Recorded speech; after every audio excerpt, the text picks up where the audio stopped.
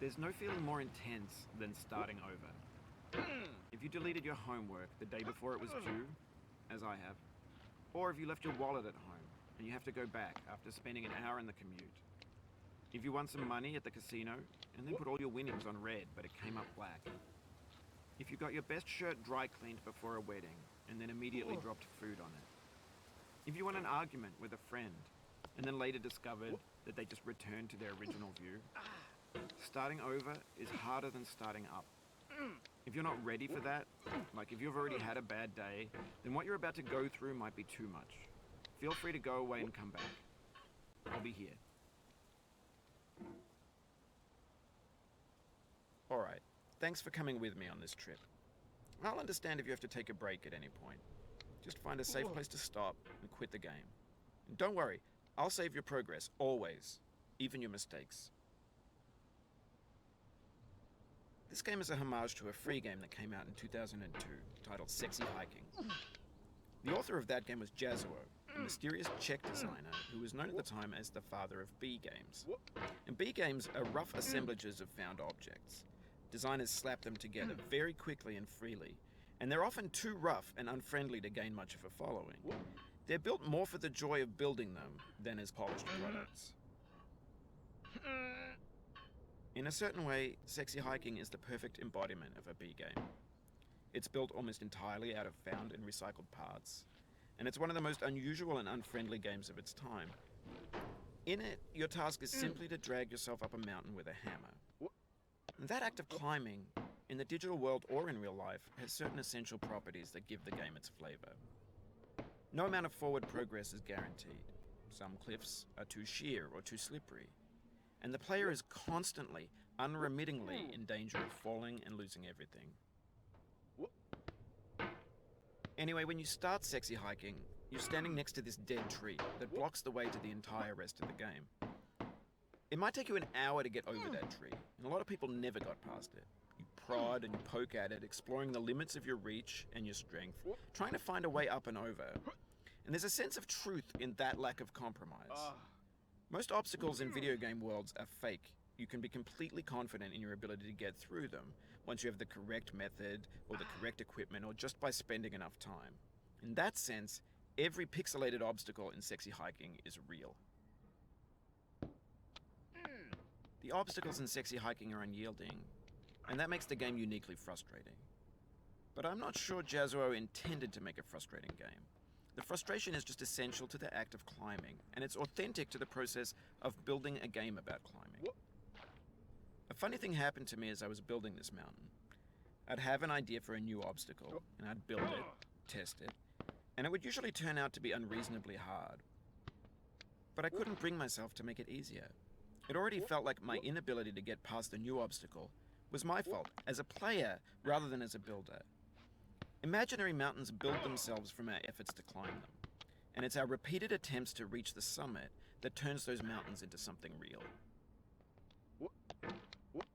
When you're building a video game world, you're building with ideas, and that can be like working with quickset cement. You mold your ideas into a certain shape that can be played with, and in the process of playing with them, they begin to harden and set until they're immutable, like rock. And at that point, you can't change the world. Not without breaking it into pieces and starting fresh with new ideas.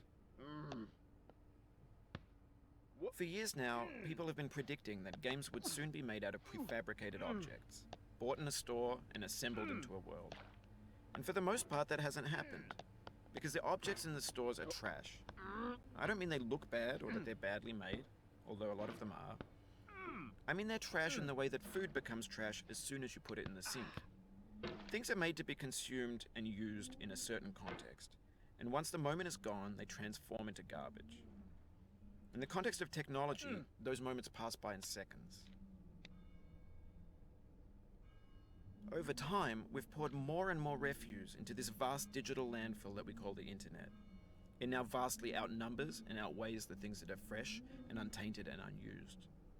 When everything around us is cultural trash, trash becomes the new medium, the lingua franca of the digital age. And you can build culture out of trash. But only trash culture. B games, B movies, B music, B philosophy. Maybe this is what digital culture is. A monstrous mountain of trash, the ash heap of creativity's fountain. A landfill with everything we ever thought of in it. Grand, infinite, and unsorted. There's 3D models of breakfast, Gen X's fanfic novels, scan magazines, green screen Shia LaBeouf, banned stuff scenes on Live Leak. Facebook's got lifelike bots with unbranded adverts and candid shots of Kanye and Taylor Swift mashups, car crash epic failed GIFs, Russian dashcam vids, discussions of McRibs, discarded, forgotten, unrecycled, muddled, rotten, untitled. Everything's fresh for about 6 seconds, until some newer thing beckons, and we hit refresh. And there's years of persevering, disappearing into the pile, out of style, out of sight. In this context, it's tempting to make friendly content that's gentle, that lets you churn through it but not earn it. Why make something demanding if it just gets piled up in the landfill, filed in with the bland things? No. When games were new, they wanted a lot from you. Daunting you, taunting you, resetting and delaying you. Players played stoically. Now everyone's turned off by that. They want to burn through it quickly, a quick fix for the fickle, some tricks for the clicks of the feckless. But that's not you, you're an acrobat. You could swallow a baseball bat. Now I know, most likely you're watching this on YouTube or Twitch, while some dude with 10 million views does it for you, like a baby bird being fed chewed up food. That's culture too. But on the off chance that you're playing this, what I'm saying is, trash is disposable, but maybe it doesn't have to be approachable. What's the feeling like? Are you stressed? I guess you don't hate it if you got this far. Feeling frustrated? It's underrated. An orange is sweet, juicy fruit locked inside a bitter peel. That's not how I feel about a challenge. I only want the bitterness. It's coffee. It's grapefruit. It's licorice. It feels like we're closer now. Composer and climber, designer and user. You could have refused, but you didn't. There was something in you that was hidden, that chose to continue.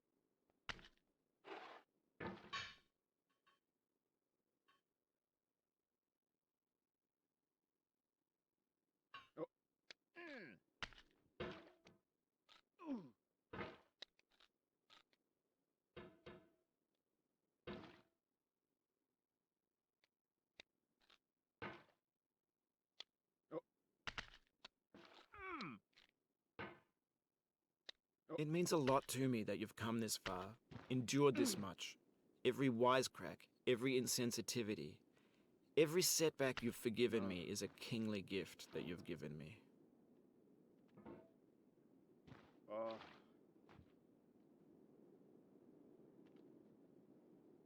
No.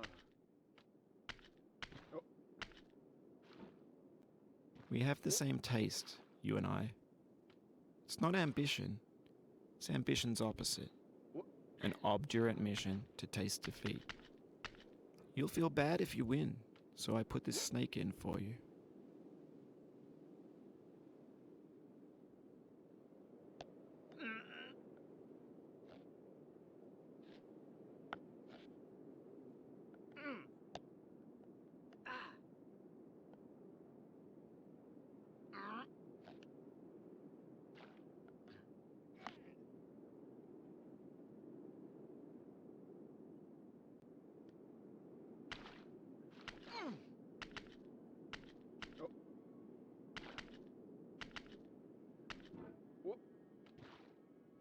Have you thought about who you are in this? Are you the man in the pot, Diogenes? Are you his hand? Are you the top of his hammer? I think not. Where your hand moves, the hammer may not follow, nor the man, nor the man's hand. In this you're his will, his intent, the embodied resolve in his uphill ascent.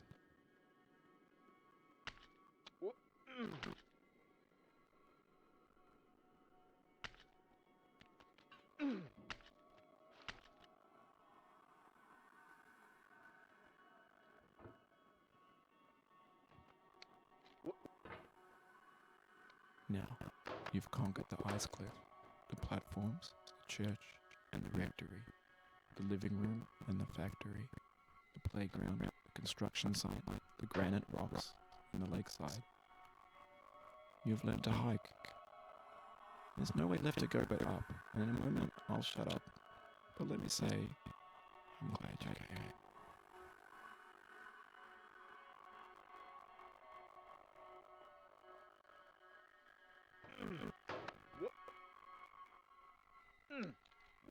No.